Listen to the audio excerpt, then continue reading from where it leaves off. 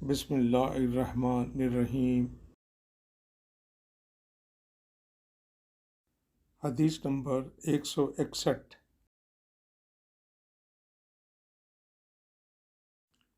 آپ صلی اللہ علیہ وسلم نے فرمایا، جو شخص وضو کرے اس کو چاہیے کہ ناک صاف کرے، اور جو پتھر سے استنجا کرے اسے چاہیے کہ طاق عدد یعنی 1 یا 3 یا 5 ہی سے کرے۔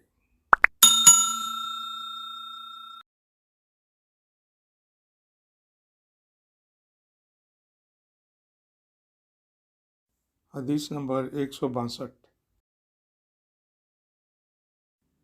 رسول اللہ صلی اللہ علیہ وسلم نے فرمایا کہ جب تم میں سے کوئی وضو کرے تو اسے چاہیے کہ اپنی ناک میں پانی دے، پھر اسے صاف کرے، اور جو شخص پتھروں سے استنجا کرے اسے چاہیے کہ بے جوڑ عدد یعنی 1 یا 3 سے استنجا کرے، اور جب تم میں سے کوئی سو کر اٹھے تو وضو کے پانی میں ہاتھ ڈالنے سے پہلے اسے دھو لے، کیونکہ تم میں سے کوئی نہیں جانتا کہ رات کو اس کا ہاتھ کہاں رہا ہے۔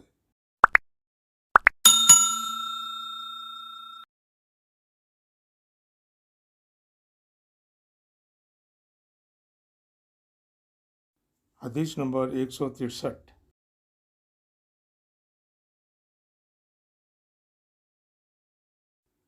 ایک مرتبہ رسول اللہ صلی اللہ علیہ وسلم ایک سفر میں ہم سے پیچھے رہ گئے، پھر تھوڑی دیر بعد آپ صلی اللہ علیہ وسلم نے ہم کو پا لیا اور عصر کا وقت آ پہنچا تھا۔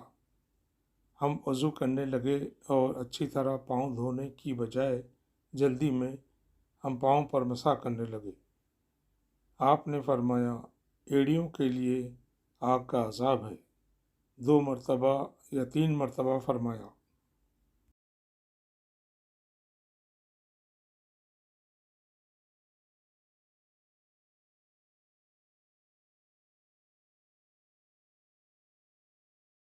حدیث نمبر 164۔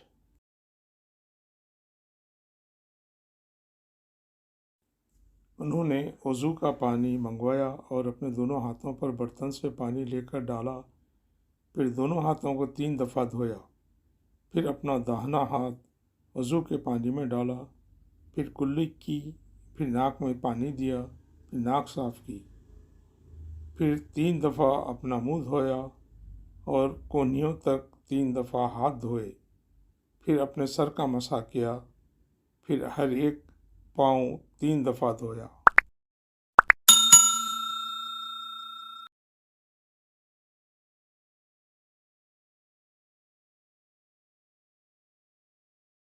حدیث نمبر 164 حصہ 2۔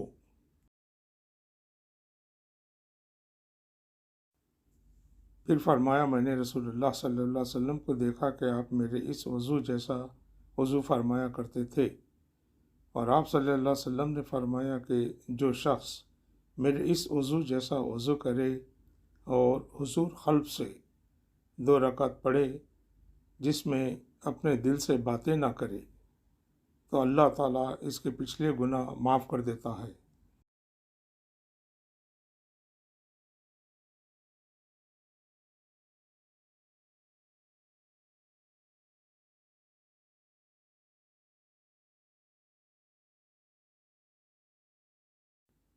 حدیث نمبر 165۔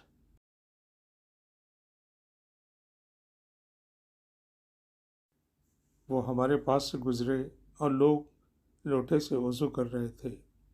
آپ صلی اللہ علیہ وسلم نے کہا، اچھی طرح وضو کرو، کیونکہ ابو القاسم صلی اللہ علیہ وسلم نے فرمایا، خشک ایڑیوں کے لیے آگ کا عذاب ہے۔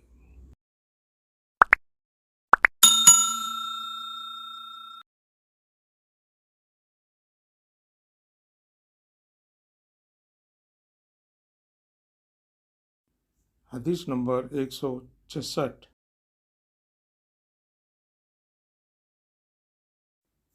اے ابو عبد الرحمن، میں نے تمہیں 4 ایسے کام کرتے ہوئے دیکھا ہے جنہیں تمہارے ساتھیوں کو کرتے ہوئے نہیں دیکھا۔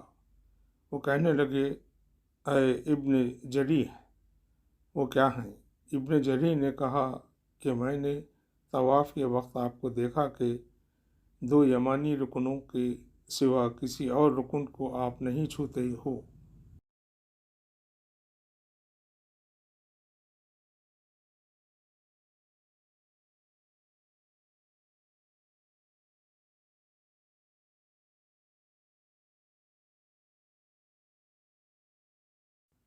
حدیث نمبر 166 حصہ 2۔ دوسرے، میں نے آپ کو بستی جوتے پہنے ہوئے دیکھا، اور تیسرے، میں نے دیکھا کہ آپ زرد رنگ استعمال کرتے ہو، اور چوتھی بات میں نے یہ دیکھی کہ جب آپ مکے میں تھے لوگ ذی الحجہ کا چاند دیکھ کر لبیک پکارنے لگتے ہیں اور حج کا احرام باندھ لیتے ہیں، اور آپ 8ویں تاریخ تک احرام نہیں باندھتے۔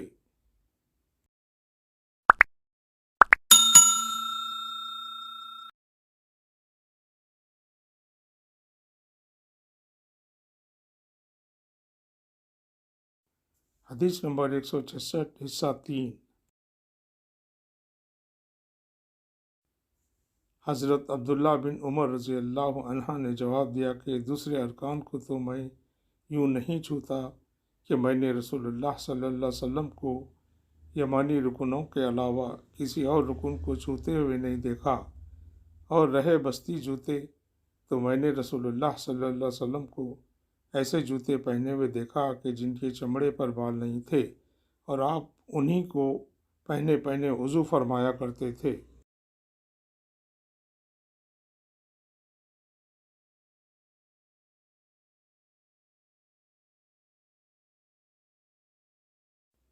حدیث نمبر 166 حصہ 4۔ تو میں بھی انہی کو پہننا پسند کرتا ہوں، اور زرد رنگ کی بات یہ ہے کہ میں نے رسول اللہ صلی اللہ علیہ وسلم کو زرد رنگتے ہوئے دیکھا ہے، تو میں بھی اسی رنگ سے رنگنا پسند کرتا ہوں۔ اور احرام باندھنے کا معاملہ یہ ہے کہ میں نے رسول اللہ صلی اللہ علیہ وسلم کو اس وقت تک احرام باندھتے ہوئے نہیں دیکھا جب تک آپ کی اونٹنی آپ کو لے کر نہ چل پڑتی۔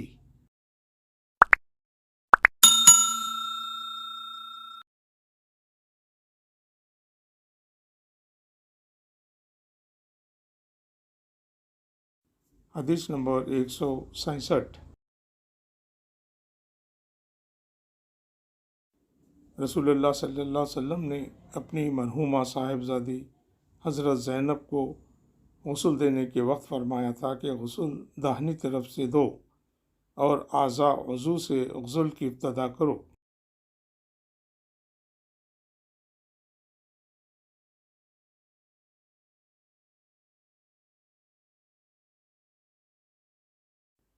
حدیث نمبر 168۔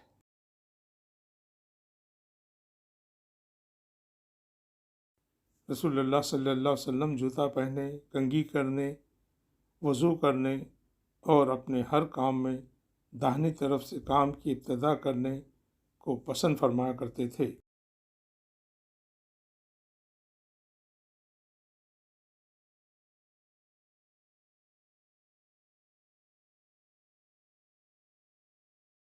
حدیث نمبر 169۔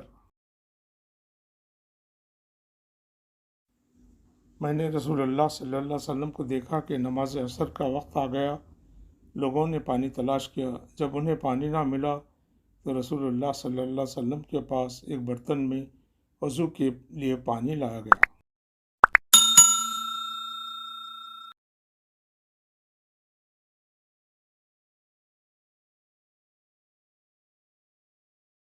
حدیث نمبر 169 حصہ 2۔ رسول اللہ صلی اللہ علیہ وسلم نے اس میں اپنا ہاتھ ڈال دیا اور لوگوں کو حکم دیا کہ اسی برتن سے وضو کریں۔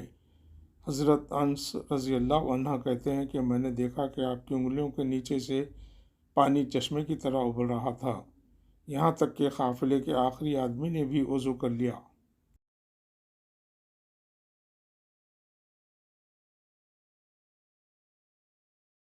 حدیث نمبر 170۔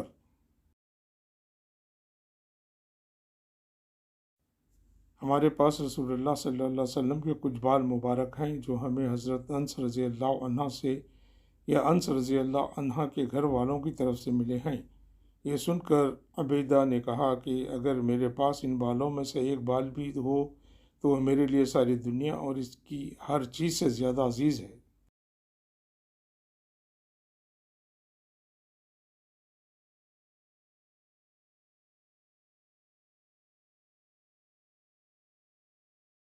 صدق اللہ العظیم۔